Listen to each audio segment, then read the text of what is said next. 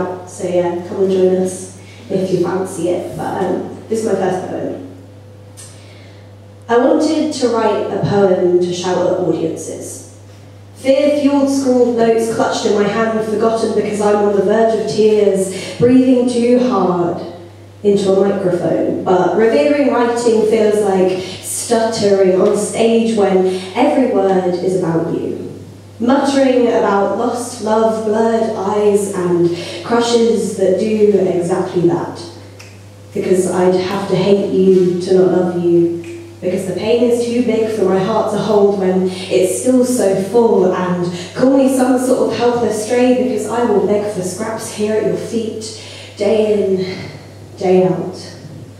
But I do not want to hate you, just because I haven't learnt my lesson, learnt that no matter how hard you love someone, you cannot force them to love you back.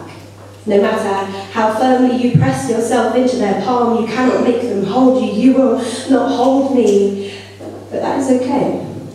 You do not love me, and that is okay, because I cannot always have what I want. I was never a spoiled child, just one with too much love to give and not enough people to give it to, but maybe I should keep it for myself. Ball it up in my hands and swallow it, or rub it into my skin, across my stomach and the backs of my legs, bathe with it, cook with it. I can put it in poems, fill words and dot eyes with it, write love poems for someone who will never read them.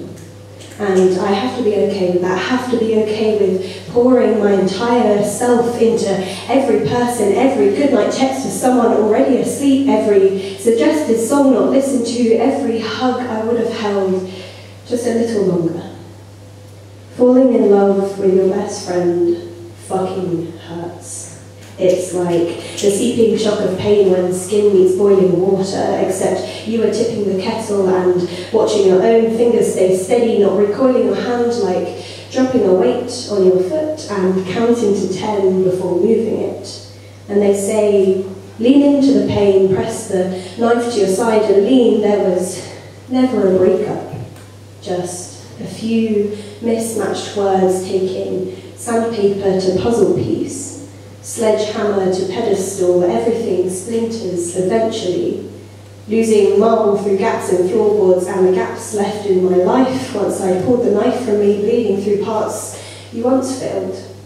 I know I'm not losing you, but it doesn't stop it from feeling like I'll never be okay again.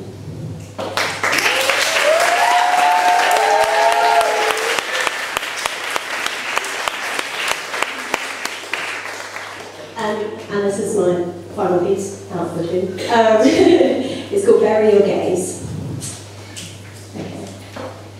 Another grave appears expected amongst these others. It was only a matter of time. Rejected, another secondary character whose name you don't know long enough to learn. Yearning for any other trope than bury your gaze. I get it. It's too difficult to see our happiness even when it's not real, so it's shot down in the gay old prime of 20-somethings. How dare we learn to love, especially a few years older and none the wiser than everyone else.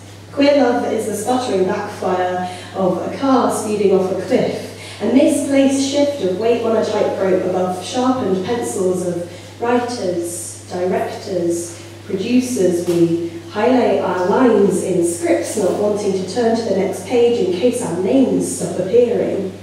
Fearing each plot line, each bated breath or baiting joke, choking on words not meant for these sapphic lips. Demographics don't want that on their screens, while others screams at Netflix when another gay storyline turns sour. Power lies with the same straight sex scene we've all seen too many times.